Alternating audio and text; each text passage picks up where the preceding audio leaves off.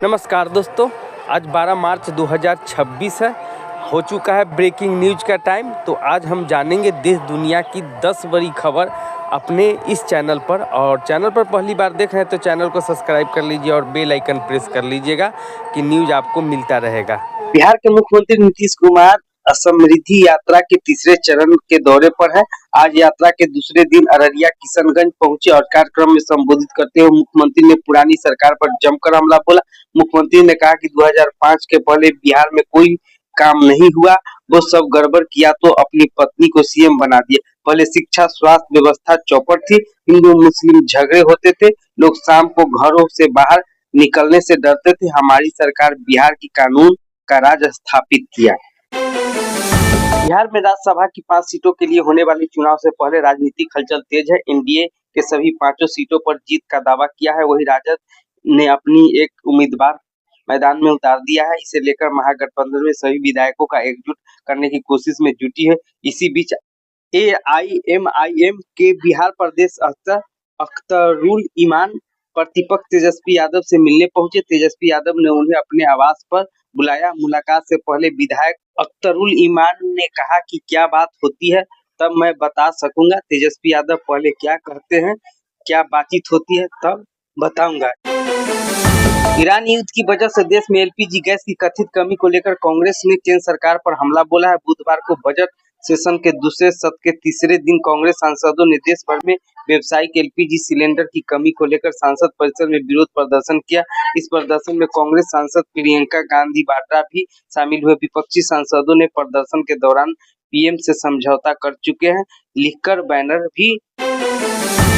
भागलपुर में घोंघा घाट पर बुधवार को मुंडन के दौरान नदी में डूब रही महिला को बचाने में 3 युवक की डूबकर मौत हो गई। हालांकि महिला सुरक्षित निकल लिया गया। इसके बाद उन्होंने निजी अस्पताल में एडमिट कराया गया, जहां उनका इलाज चल रहा है। बताया जा रहा है कि तीनों युवक महिला के भतीजे थे। इनमें से 2 सगे भाई और घटना घोंघा घाट थाना क्षेत्र की है। जो मृतक की पहचान नया टोला ओलापुरा के रहने वाला।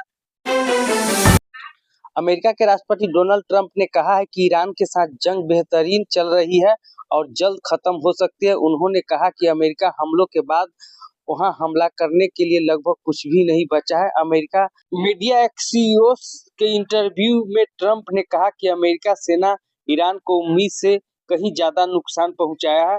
उनके मुताबिक अब सैन्य और राजनीतिक ठिकाने तबाह कर दी गए हैं। ट्रंप ने कहा कि सैन्य अभियान का समय से आगे चल रहा है। शुरुआती योजना 6 हफ्तों की ठीक, लेकिन अमेरिका ने इससे पहले ही अपने कई लक्ष्य को हासिल कर लिया है। लोकसभा में बुधवार को स्पीकर ओम बिरला को पद से हटाने वाला अविश्वास प्रस्ताव को ध्वनिमत से खारिज कर दिया गया है। गृह मंत्री अमित शाह ने 56 मिनट का प्रस्ताव सरकार की तरफ से जवाब दिया। इस दौरान उन्होंने राहुल गांधी और कांग्रेस पर जमकर हमला बोला। शाह ने कहा कि 18वीं लोकसभा में कांग्रेस सांसद को बोलने के लिए भाजपा से 2 गुना ज्यादा समय मिला, फिर भी विपक्ष के नेता कहते हैं कि हमें बोलने नहीं दिया जाता है। जब बोलने का मौका आता है तो जर्मनी होते हैं और इंग्लैंड में होते हैं। शाह ने कहा कि एक तो बोलना नहीं चाहते हैं और जब बोलना चाहते हैं तो नियमित अनुसार नहीं बोलना चाहते हैं। पीएम नरेंद्र मोदी ने बुधवार को केरलम के दौरे पर गए और उन्होंने एर्नाकुलम के कोच्चि में 10,800 करोड़ रुपए की विकास परियोजना का उद्घाटन किया। इसके बाद एनडीए की एक चुनावी सभा को संबोधित किया। इस दौरान लोकसभा सांसद राहुल गांधी की आलोचना की। प्रधानमंत्री ने कहा कि कांग्रेस के युवराज ने यह नहीं पता कि भारत में युवा आज ड्रोन और मैन्युफैक्चरिंग में कमाल कर रहे हैं। उन्होंने भी कहा कि पता कि केरल के युवाओं को ड्रोन विकसित करने के लिए स्टार्टअप की शुरू किए हैं। जो व्यक्ति अपने छोटे दायरे से सिमट कर उसे देश का विकास कभी नहीं दिखेगा। अमेरिका, इजराइल और ईरान के बीच 12 दिनों से जंग जारी है। पहले ही दिन सुप्रीम लीडर खामनेई की मौत के बाद अब तक के करीब 50 टॉप अधिकारी की हमले में मारे गए। इसके बावजूद ईरान का दावा कर रहा है कि वह लंबे समय तक जंग लड़ सकता है।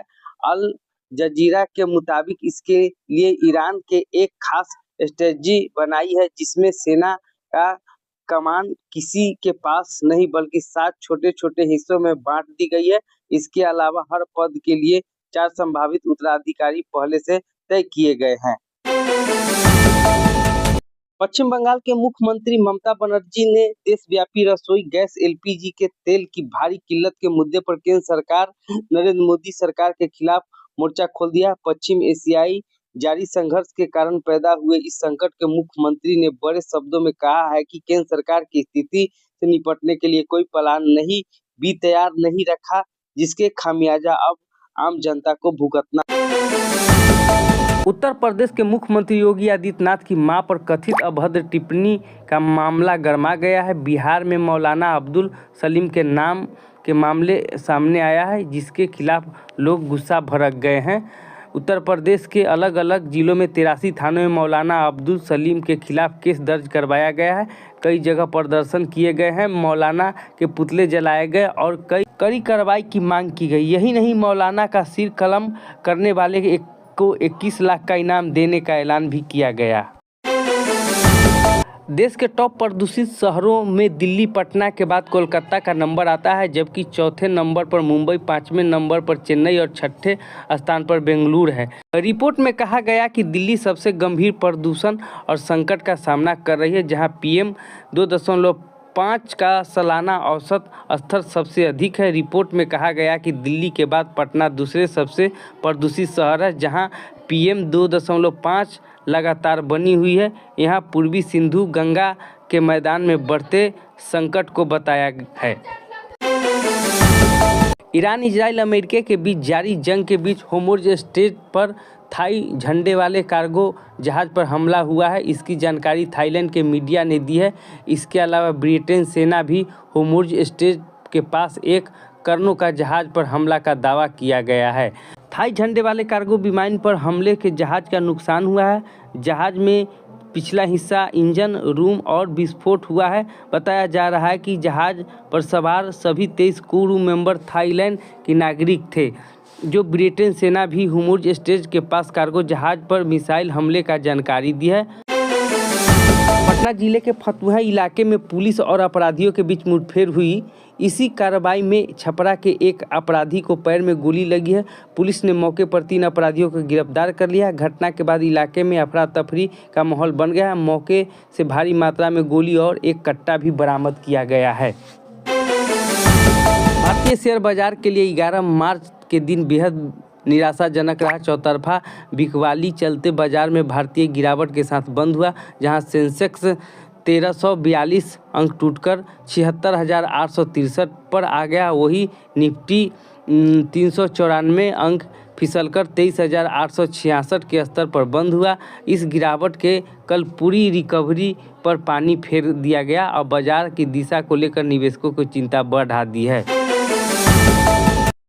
राष्ट्रीय राजधानी सराफा बाजार में बुधवार को चांदी की कीमत 4275 रुपये टूटकर 2,75,000 रुपये प्रति किलो चांदी रह गई, जबकि पश्चिम एशिया भू राजनीतिक तनाव के बीच सोने की कीमत 900 रुपये बढ़कर 1,65,000 रुपये प्रति 10 ग्राम हो गई।